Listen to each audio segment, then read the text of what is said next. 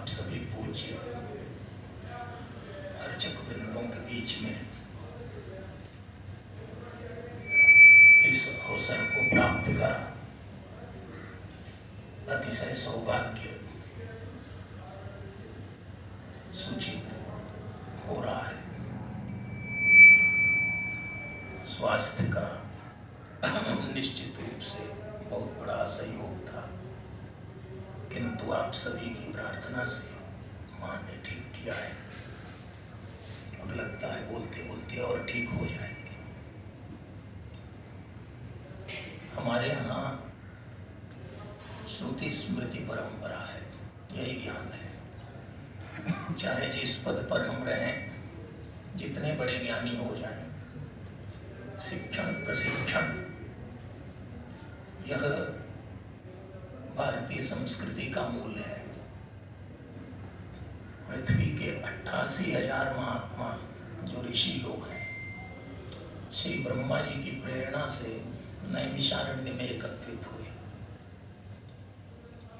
और वहां उन्होंने श्री शौनक जी को अपना नेता चुना। 88,000 महात्माओं सब ऋषि थे। ऋषि का अर्थ होता है जो तीनों कालों को जानने वाले होते हैं। व्याकरण शास्त्र के अनुसार रिंग गतौ धातु होती है गतिशीलता के अर्थ में। आजकल जो तथाकथित धर्म विरोधी हैं, साम्यवादी हैं, वे लोग अपने को प्रगतिशील कहते हैं, किंतु असली प्रगतिशील, असली गतिशील कौन है? वो हमारे ऋषि लोग हैं। उनको तीनों कालों का पूरा पूरा भान था, अभी क्या हो रहा है और आगे क्या होगा। उन ऋषियों ने थोड़ा सा कम कर दिया, ये चालू हो तो इसको बंद कर दीजिए। उन सभी ऋषियों ने शौनक जी को अपना नेता चुना। शौनक जी को क्यों नेता चुना? 88,000 ऋषि हैं, कोई किसी से कम नहीं हो सकता, ऐसा भी है। लेकिन उनका शील, हमारे पूर्वाचार्यों का जो शील है, वह उनके संगठन और वह उनकी दूरदर्शिता की आधारशिला है। शौनक जी को 4 आधारों पर उन्होंने अपना अध्यक्ष चुना। पहला आधार है कि शौनक जी ज्ञान में सबसे बड़े हैं। हमारा अध्यक्ष कौन होना चाहिए? जो हम सभी से बढ़कर ज्ञानी हो। यह बात हम तब मानेंगे जब हमें पता लगेगा कि हमसे अलग भी ज्ञानी लोग हो सकते हैं। एक बात है, शौनक जी तपस्या में सबसे बड़े थे, ज्ञान में सबसे बड़े थे। तो ज्ञान हो गया तो तप बंद हो गया, ऐसा नहीं। तप में भी बढ़ चढ़ कर थे, तपस्या में भी सबसे बड़े थे। और तीसरा, आयु में सबसे बड़े थे। और चौथी कसौटी कुल में, कुलीनता, कुल परंपरा। कुल परंपरा जो है, वंश परंपरा 2 प्रकारों की है, एक नाद वंश, एक बिंदु वंश। एक पिता पुत्र की परंपरा और एक गुरु की परंपरा, गुरु शिष्य। और इन दोनों परंपराओं में जो सबसे श्रेष्ठ हो वही आचार्य हो सकता है। तो शौनक जी भृगुवंश में है। 4 आधार पर ऋषियों ने उन्हें अपना अध्यक्ष चुना। और शौनक जी के सामने जब व्यासपीठ पर विराजमान कराने की बात आई तो उन्होंने नाद परंपरा के सर्वोच्च आचार्य, पुराणाचार्य श्री सूत जी को वर्ण किया। त एकदा तु मुनयः प्रातर्हुतहुताग्नयः सत्कृतं सूतमासीनं पप्रक्षुरिदमादरा। सूत जी कौन है? भगवान वेदव्यास ने 4 शिष्यों को 4 वेद पढ़ाए। और पुराणों में, बृहदारण्यक उपनिषद में कई स्थानों में ये बात दोहराई गई है। इतिहास पुराण वेदानां पंचमो वेदा। इतिहास और पुराण जो है, ये क्या है? पंचम वेद है, वेदों का पंचम वेद। वेदानां पंचमो वेदा। इस पांचवें वेद में निष्णात किया था भगवान वेदव्यास ने अपने लाडले शिष्य रोमहर्षण जी। उनकी परंपरा वहां से इतिहास पुराण की चली, इसलिए उनकी उपाधि ही सूत की हो गई। सूत शब्द का जातिवाचक अर्थ होता है, जाति माने जन्म, जातिवाचक अर्थ होता है रथ हाँकने वाला, ड्राइवर, सारथी। और सूत शब्द का गुणवाचक अर्थ है पुराणों का विद्वान, परंपरा से जो पुराणों में दीक्षित प्रशिक्षित हो वह पुराणाचार्य, वह सूत शब्द का द्योतक है। आपने रामायण में देखा सुमंत्र जी, दशरथ जी के मंत्री हैं, वे सूत कोटा से मंत्री हैं। पितामह भीष्म ने महाभारत में बताया है युधिष्ठिर जी को कि मंत्रिमंडल किस प्रकार का होना चाहिए। तो उसमें 4 ब्राह्मण, 8 क्षत्रिय, 21 वैश्य, 4 शूद्र और 1 सूत। एक सूत कौन है? तो सूता पौराणिका प्रोक्ता, जो पुराणों का विद्वान है, पुराणे भव पौराणिका, तो वो सूत है। सूता पौराणिका प्रोक्ता महाराज वंश संस्कार। तो सूत जी महाराज जो हैं भगवान वेदव्यास से उन्होंने साक्षात पुराण विद्या को ग्रहण किया है। और सूत जी को सत्कृतम सूतमासीनम, सत्कार पूर्वक उन्हें ऊंचे आसन पर समासीन कराया, विराजमान कराया। और उसके बाद उनसे आदर पूर्वक पूछा। इतनी बातें हमने प्रशिक्षण के नाम पर कही कि हमारे 88,000 पूर्वाचार्य लोग अपनी आयु का, अपने तप का, अपने ज्ञान का, अपनी अवस्था का, अपनी व्यवस्था का तनिक परवाह न करते हुए, और वे श्री नैमिषारण्य के चक्र तीर्थ में बहुत बड़ा यज्ञ करते हैं। और यज्ञ वास्तव में क्या है? यज्ञ प्रशिक्षण ही। हमारा जो जीवन है वो यज्ञमय है। यज्ञ का मतलब यज धातु के 3 अर्थ हैं। एक तो है देव पूजा, जीवन में देव पूजा, दैव और आसुर 2 संपत्तियां होती हैं। जो दैवी संपत्ति है उसका अर्थ है कि वह दूसरों के हित के लिए हमेशा तत्पर रहे। सर्वभूत हिते रता, श्रीमद् भगवद गीता में 2 बार ये वचन आया। और जो आसुर भाव भावित लोग हैं उनका काम है कि अकारण, किसी से कोई वैर नहीं है, लेकिन उसके विनाश के लिए वे अपना भी विनाश करने से हिचकते नहीं। क्षयाय जगतो हिता, जगत के अहित के लिए अपना क्षरण करने में उन्हें तनिक दिक्कत नहीं है। वे आसुरी संपत्ति संपन्न लोग हैं, आसुर भाव भावित लोग हैं। तो हमारे जीवन में दोनों शक्तियाँ प्रबल होती हैं। जैसे आप लोगों ने देखा कि इस समय दक्षिण से लेकर उत्तर तक कई प्रांतों के राजनेताओं ने, सत्ता में बैठे लोगों ने धर्म के विरुद्ध हमला बोला, बहुत कड़ा हमला बोला। ये कोई नई बात नहीं है, पहले से यही सब हो रहा है।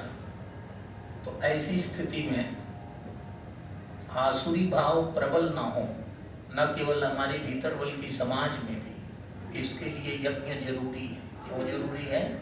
देव पूजा, देवताओं की दैवी संपत्ति की पूजा, उसकी अभिवृद्धि हो, ये है देव पूजा। दूसरा है संगतकरण, ये अच्छे लोगों का एक तरह से संग्रह, संगठन, ये भी जरूरी।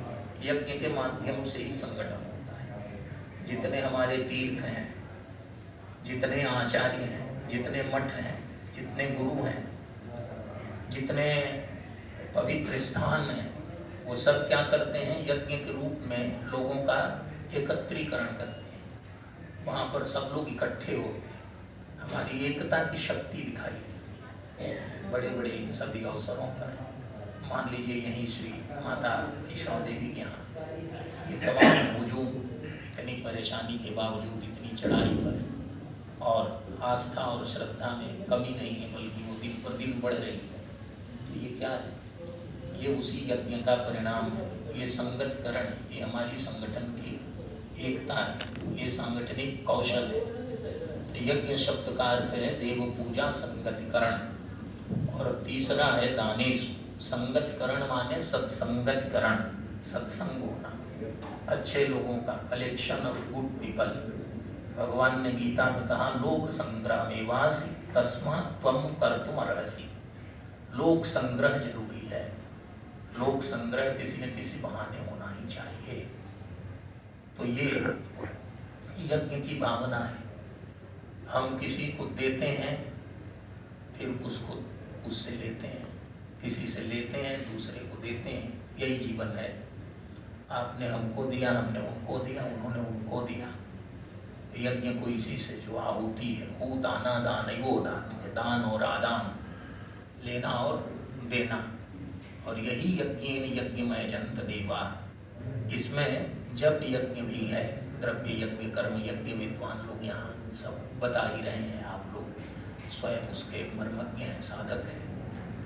लेकिन जो विषय मेरे लिए है वो है ज्ञान यज्ञ। ज्ञान यज्ञ जो है उसको सबसे बड़ा माना गया है। ज्ञान यज्ञ शब्द भागवत के महात्म्य में आता है। सनकादि ऋषियों ने देवर्षि नारद से कहा, भक्ति ज्ञान वैराग्य के कष्ट की निवृत्ति के लिए नारद जी परेशान थे।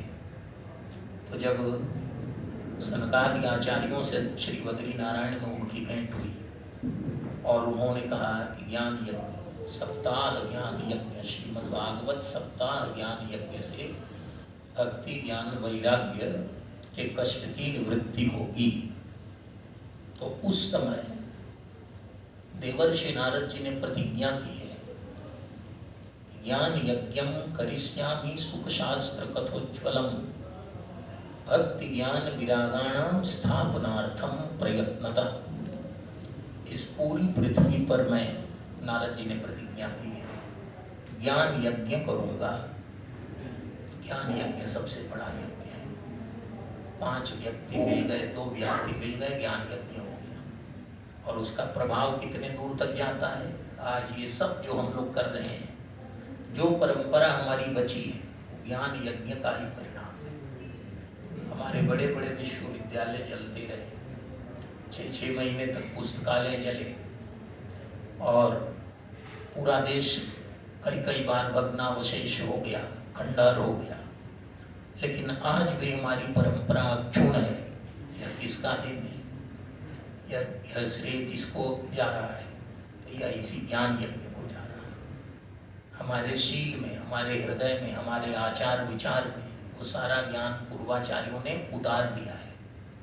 इसलिए ज्ञान यज्ञम करिष्यामि शुक शास्त्र कथोज्वलम भक्ति ज्ञान विरागाणाम स्थापनार्थम प्रयत्नतः। भक्ति ज्ञान और वैराग्य की प्रयत्न पूर्वक स्थापना के लिए मैं पूरी पृथ्वी पर ज्ञान यज्ञ करूंगा। ये नारद जी ने प्रतिज्ञा की। वहां से नैमिषारण्य के चक्र तीर्थ में ये ज्ञान यज्ञ की परंपरा अनवरत जारी है। परंपरा के अनुसार आज भी ऋषियों के यहाँ कथा होती ही है, वो कथा नहीं छोड़ते। कथा क्या है, कथा में अभी हमने निवेदन किया कि भक्ति ज्ञान और वैराग्य तीनों जिससे प्राप्त हों उसी का नाम कथा है। भक्ति ज्ञान विरागाणाम स्थापनार्थम प्रयत्नतः। हमारे हृदय में भक्ति ज्ञान और वैराग्य की स्थापना हो जाए, जिसके माध्यम से उसका नाम है कथा। हाँ, किससे बोलिए, किस चीज की? ये जो पंक्ति जिसके द्वारा हमारे हृदय में, अच्छा, ज्ञान यज्ञम करिष्यामि शुक शास्त्र कथोज्वलम।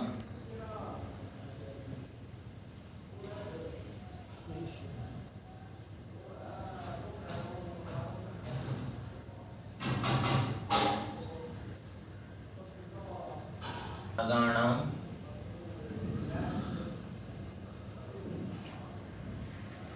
स्थापनार्थम प्रयत्नतः। ज्ञान और वैराग्य ये तीन ही जीवन के और परम प्राप्तव्य हैं। इसी से धर्म का भी परम फल इन्हीं तीनों को माना है।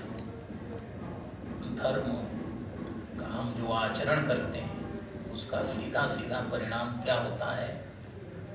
तो स वै पुंसाम परो धर्मो यतो भक्तिर अधोक्षजे।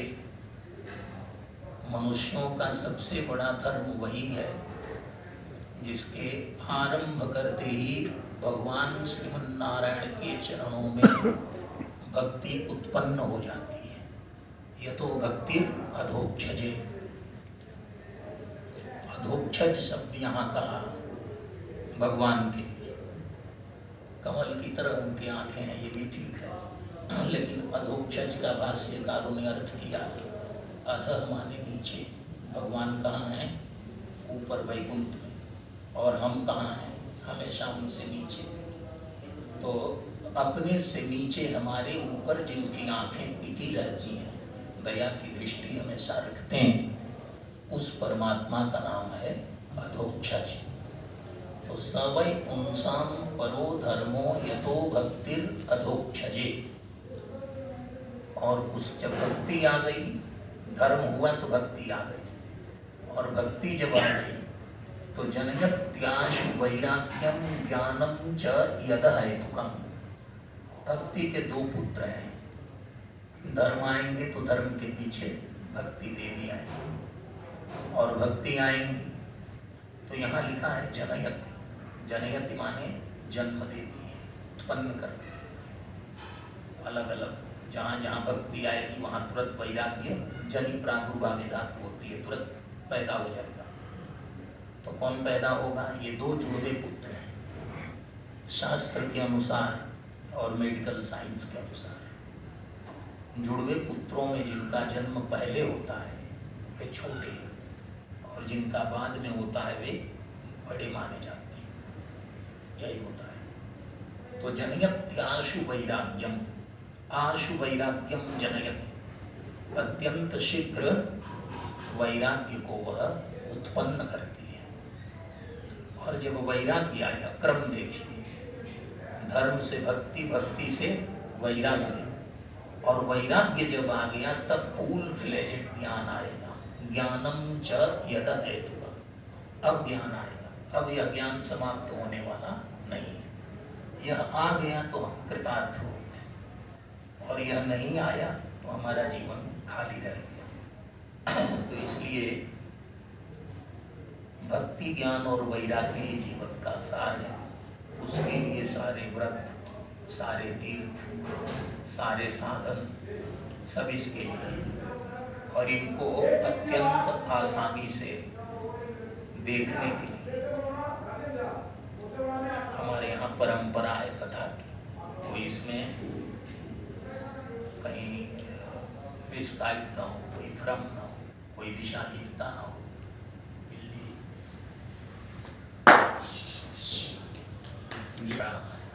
दो शब्द कथा पर आप लोगों को इंट्रोडक्टरी बोल देता हूँ। कथा हमारी पुरानी परंपरा है। पहले कथा का अर्थ समझेंगे, फिर कथा की परंपरा पर दो शब्द हैं। बहुत लोग कथा को कहानी समझते हैं। कथा माने कहानी, लेकिन कथा और कहानी में बड़ा भारी अंतर है। अंतर ये है कि कहानी सुलाती है। पुराने जमाने के बच्चे जब सोते नहीं थे तो उनकी माताएं, उनकी दादियाँ, उनके परिवार के लोग उन्हें कहानियाँ सुनाते थे, और कहानी सुनते सुनते बच्चे सो जाते थे। लेकिन कथा क्या करती है? कथा जगाती है। जो जगाए उसका नाम है कथा, और जो सुला दे उसका नाम है कहानी। कहानी और कथा में ही अंतर है। इसको और बढ़िया से समझ लिया जाए। क शब्द का अर्थ होता है ब्रह्म। कम ब्रह्म, कम ब्रह्म, ये सब उपनिषद में लिखा है। क माने ब्रह्म, ब्रह्म माने परमात्मा। उसी तरह कम माने सुख, क माने सुख, सुख माने सहज सुख, सच्चिदानंद स्वरूप परमात्मा ब्रह्म। और था माने उनकी स्थापना, स्था गति निवृत्तौ धातु होती है ना। कम सुखम हृदय स्थापयति स्थापयति अनया या सा कथा, जिसके द्वारा चिदानंद स्वरूप सच्चिदानंद स्वरूप परमात्मा सुख स्वरूप परमात्मा की हमारे हृदय में स्थापना हो जाए, उसका नाम है कथा, है ना। ऐसा भी पूरी लिख सकते हैं, के रसे स्थापितम करोति या सा, के रसे स्थापितम करोति। के रस ही ठीक है, लेकिन कम सुखम ज्यादा अच्छा है। वहाँ तो तृतीयांत तो हो जाता है ना, यहाँ सीधे तृतीयांत है। कथा कम सुखम हृदय स्थापयति या सा कथा। बस बस बस सीधे सीधे स्थापित कर देती है ना। सुनते हैं तो द्वितीयांत है, कम सुखम ब्रह्म हृदय स्थापयति, ठीक है। या सा कथा, अनया भी करने की जरूरत नहीं, या सा कथा, है ना। तो कम सुखम सीधे सीधे सुख स्वरूप परमात्मा को हृदय में विराजमान करा दे, उसका नाम है कथा। ये है कथा। अब एक प्रश्न और है कि हृदय में तो परमात्मा है ही है। श्रीमद् भगवद गीता में भगवान ने कहा कि ईश्वर सर्वभूतानां हृद्देशे अर्जुन तिष्ठति भ्रामयन् सर्वभूतानि यंत्रारूढ़ानि मायया। जब हृदय में भगवान भाई है तो फिर कथा के द्वारा हृदय में भगवान की स्थापना कैसे होगी? तो इसका उत्तर यह है कि हृदय में भगवान की मूर्ति है।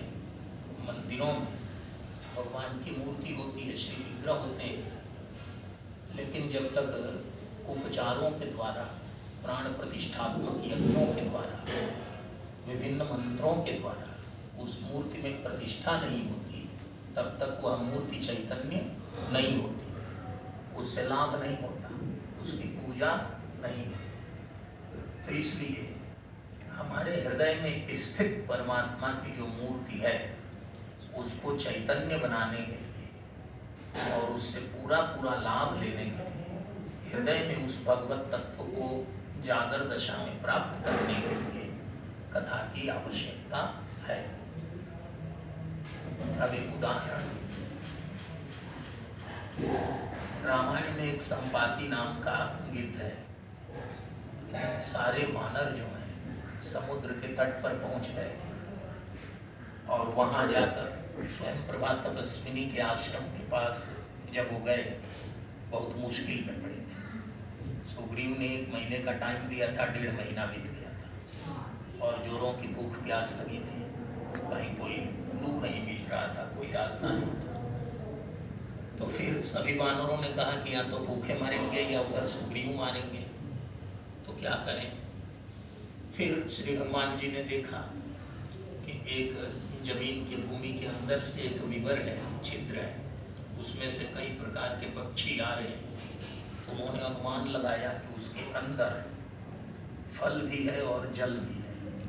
तभी उस प्रकार के चक्रवात, खगहंस, उड़ाई, ये सब पक्षी जब आ रहे हैं तो उसमें जल वाले भी पक्षी हैं और फल वाले। तो सारे वानर वहाँ गए तो एक तपस्विनी थी, एक चबूतरे पर बैठकर वृक्ष के नीचे तपस्या कर रही थी, एक देवी थी। वानरों ने उनको प्रणाम किया, उन्होंने बिना पूछे इशारा किया कि जाओ, ये अच्छा है, पहले पूछ लेना ठीक है। उसने समझ लिया कि ये सब भूखे हैं, जाओ फल भी खा लो और पानी भी पी लो। और उसके बाद वो सारे वानर जो हैं जब ये सब कर लिए, उसके बाद आए, उनको प्रणाम किया। उसने कहा कि देखो, सीता जी का पता तो तुम ही लोग लगाओगे, इसलिए घबराना मत, और अब चलना नहीं पड़ेगा। जो जमीन पर चलने वाली बात थी वो मैं खत्म कर दूंगा। यहीं पर आंख मूंद कर बैठो और आंख खोलोगे तो जहां से सीधे सीता जी होंगी वहीं पहुंचोगे। जमीन वाला मामला खत्म। समुद्र उसने नहीं बताया। तो सारे वानर बैठे और जब आंख खोले तो चले गए समुद्र के तट पर। वहां संपाति आ गए, वो जटायु के भाई थे। संपाति ने सारी बातें सुनने के बाद वानरों से कहा कि सीता जी तो वहीं बैठी हैं, लेकिन 100 योजन इस सागर को पार करना है। अब जो उस पार जाएगा वो सीता की खोज करके लाएगा। और मैं बूढ़ा हूँ, संपाति ने ये भी कहा, नहीं तो मैं किसी को इस पर अपनी पीठ पर बैठा कर लेते जाता, लेकिन मेरा भी बल अब नहीं है। 100 योजन सागर को पार करने का बल मेरे पास भी नहीं है। सभी वानर बारी बारी से अपना बल बताने लगे। किसी ने कहा कि मैं 100 जा सकता हूँ लेकिन आ नहीं सकता, तो फिर जाना किसका होगा। किसी ने कहा कि 90 जा सकता हूँ, किसी ने 80, सब घटते क्रम में आ गए। और जिसको जाना था उसने एक बार भी नहीं कहा कि मैं जा सकता हूँ या नहीं जा सकता हूँ। वे एकदम चुप थे। तो जाम्बवान ने, ये जाम्बवान की भूमि है जम्मू, है ना, तो जाम्बवान ने, ब्रह्मा जी के पुत्र हैं, बहुत बुद्धिमान है। बहुत पहले, रामायण कब होगा, सत्ययुग के आरंभ में ही ब्रह्मा जी ने अपने अंश से जाम्बवान को प्रकट कर दिया था। शूरवीर और मेधावी सब कुछ थे। तो जाम्बवान जी ने कहा कि जिसको जाना है वो बोल नहीं रहा है, तो वो हनुमान जी को जगाने लगे। कही रीछ पति सुनु हनुमाना, का चुप साधि रहा बलवाना, पवन तनय बल पवन समाना, बुद्धि विवेक विज्ञान निधाना, पवन सुकाज कठिन जगमाही, जो नहीं होई तात तुम पाही। इतनी बातें कहती, लेकिन श्री हनुमान जी पर कोई अंतर नहीं पड़ा।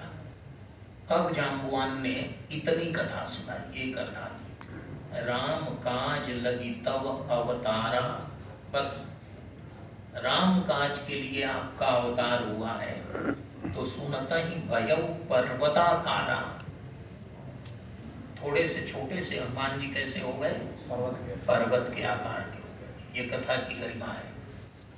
और फिर क्या हुआ, अब स्थिति ये है कि कथा अब श्रोता पर्वत के आकार का हो गया। जगह कितनी होगी, वो तो खुले में था, समुद्र का तट ही था, इसलिए कोई बात नहीं है। किसी हॉल में कथा हो और एकाध श्रोता पर्वत के आकार के हो जाएं तो क्या स्थिति होगी। लेकिन कथा इतना विराट बल देती है। सुनते ही भयउ पर्वता कारा, कनक वरन तन तेज विराजा, मानहु अपर गिरिन कर राजा, सिंहनाद करि बारहि बारा, लीलहि नागौ जलनिधि खारा, सहित सहाय रावण ही मारी, आनौ इहाँ त्रिकूट उपारी, जामवंत मैं पूछूं तो ही, उचित सिखावन दीजौ मोहि। अब जाम्बवान की कथा बंद हो गई, श्रोता बोलने लगा, कहो तो रावण को मारकर पूरे लंका को ही त्रिकूट पर्वत सहित यहाँ लेते हैं, नहीं तो अब कई तरह के ऑप्शन, कई तरह के विकल्प देने लगे। तो ये है कथा की महिमा। आज हमारे देश में कथा खूब हो रही है, लेकिन जागृति कितनी कम है और असहिष्णुता कितनी है। असहिष्णुता का मतलब धर्म के प्रति। हम खूब कथा सुनते हैं और खूब धर्म के प्रति खूब असहिष्णु हैं, क्योंकि दूसरा व्यक्ति जब धर्म का विरोध करता है तब भी हमारे ऊपर कोई परवाह नहीं पड़ता। और धर्म, संस्कृति, राष्ट्र, ये तीनों परस्पर जुड़े हुए हैं और तीनों मजबूत रहेंगे तभी विश्व शांति संभव है। सीधे सीधे विश्व शांति का नारा देने पर, अंतरराष्ट्रीयवादी होने पर और सारा काम विफल हो जाएगा। धर्म, संस्कृति और राष्ट्र, हमारे पुराणों ने इन तीनों की विवेचना की।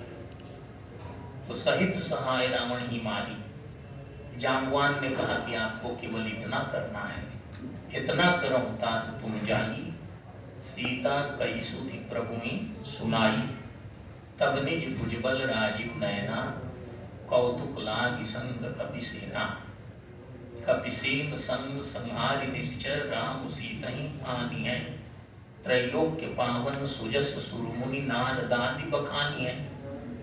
जब राम जी जाएंगे और रावण को जीत कर सीता जी को लाएंगे तो एक बहुत बड़ी कथा बनेगी, सुयश, सुंदर यश उनका फैलेगा। भगवान के जो सुयश हैं वही कथा है। और वह क्या होगा, उससे त्रैलोक पावन, पूरे त्रिलोक को पवित्रता मिलेगी। और नारदादि देवर्षिगण उसका वर्णन करेंगे। त्रैलोक पावन सुजस सुरमुनि नारदादि बखाने। तो इसलिए कथा की ये महिमा है। अब कथा शुरू कहाँ से हुई, थोड़ी सी बात। सबसे पहले इस सृष्टि में भगवान श्रीमन नारायण, और भगवान श्रीमन नारायण ने श्रीमन नारायण के नाभि सरोवर पर श्री ब्रह्मा जी आए और श्री ब्रह्मा जी को संसार का अनुभव हुआ। ब्रह्मा जी संसार से डर गए। संसार से हम लोग भी डरते हैं, रोज डर ही रहे। कल तक कुछ और डर था, है ना, कल से कुछ दूसरा डर है, रोज डर है। दुनिया में क्या है, भय है, संसार भय ही है। तो इदम भगवता पूर्वम ब्रह्मणे नाभिपंकजे स्थिताय भवभीताय कारुण्यात् संप्रकाशितम्। इदम भगवता पूर्वम ब्रह्मणे नाभिपंकजे। इदम माने इस कथा को, इस ज्ञान को, भगवता माने भगवान श्रीमन नारायण के द्वारा, पूर्वम माने पहले, सबसे पहले, पूर्व कल, एकदम आरंभ में। और ब्रह्मणे नाभि पंकजे, अपने नाभि कमल पर स्थित श्री ब्रह्मा जी को स्थिताय भवभीताय कारुण्यात् संप्रकाशितम्, उनको संसार के भय से भीत देखकर, कारुण्यात् माने करुणा करके भगवान ने सम्यक प्रकार से प्रकाशित किया। तो कथा के पहले वक्ता कौन है, भगवान नारायण। और कथा के पहले श्रोता कौन है, भगवान ब्रह्मा। अब वहीं से सृष्टि जैसे जैसे चली है, नारायण से ब्रह्मा, ब्रह्मा से नारद, नारद से व्यास, व्यास से सुखदेव, सुखदेव से फिर ये अविच्छिन्न परंपरा, तमाम आचार्यों की परंपरा। और इसका परिणाम क्या है कि आज जन जन में शास्त्रों का यथेष्ट प्रचार प्रसार है। इसी से पुराणों में लिखा है कि जब कई बार ऐसे ऐसे सतयुग में भी राजा होते गए, दुष्ट राजा लोग, ऐसा नहीं कि केवल कलयुग में ही होते हैं, सत्य युग में भी होते हैं। केवल अंतर इतना ही होता है कि सत्य युग में धर्म और अधर्म, जिस असहिष्णुता की चर्चा में कर रहा था, सत्य युग में धर्म और अधर्म अलग अलग होते हैं। जनता मानती है, एकाध व्यक्ति गलती करता है, भले वो शासन में हो, संपन्न हो, लेकिन सार्वजनिक रूप से पब्लिक इन जनरल जो है वो मानती है कि नहीं धर्म है। और कलयुग में दोनों इतने आपस में मिल जाते हैं कि दोनों को अलग करना मुश्किल हो जाता है। तो बड़े बड़े दुष्ट राजा हुए। दुष्ट माने जिनमें दोष बड़ा। दोष क्या था, तो वे वेद विरोधी थे, वेदों के विरोधी। जो वैदिक ज्ञान विज्ञान है वह 84 लाख प्राणियों के उत्कर्ष का, लौकिक पारलौकिक अभ्युदय में श्रेयस की प्राप्ति का एकमेव मार्ग है। लेकिन ये दुष्ट राजा लोग, दिशाहीन राजा लोग, अराजक राजा लोग उस वैदिक सेतु का एक प्रकार से क्षरण कर रहे थे, भगवान वेद का विरोध कर रहे थे। तब भगवान ने कई अवतार लिए, अवतार लेकर उन राजाओं का संहार भी किया। लेकिन फिर भी वेद विरोधी राजाओं की गतिविधियों में या उनके विचारों में अंतर नहीं आया। तब भगवान ने अवतार लिया, भगवान वेदव्यास ने। ततः सप्तदशे जाता सत्यवत्याम पराशरात् चक्रे वेद तरोह शाखा दृष्ट्वा पुंसोल्पमेधसा अल्पमेधसा पुंसा दृष्ट्वा। भगवान वेदव्यास ने देखा कि कि कलयुग के लोगों की मेधा बहुत कम होगी, बहुत कम धारण करने की क्षमता होगी हम सभी में। अल्प मेधा वाले हम लोग होंगे ही होंगे, इसमें शक नहीं है। अल्प शक्ति है, अल्प मेधा है, अल्प आयु है, हमारे पास सब अल्प ही अल्प है। तो भगवान वेदव्यास ने क्या किया? चक्रे वेद तरोह शाखा, संपूर्ण वेद रूपी वृक्ष की शाखाओं प्रशाखाओं का अलग अलग विभिन्न ब्रांचेज, उसकी शाखाओं प्रशाखाओं के रूप में उसका उन्होंने प्रवर्तन किया और अपने शिष्यों प्रशिष्यों उनके शिष्यों के द्वारा जन जन में वैदिक साहित्य को, वैदिक शिक्षाओं को फैला दिया। जो जितना लेना चाहे थोड़ा थोड़ा भी ले ले, तो उस चक्र वेद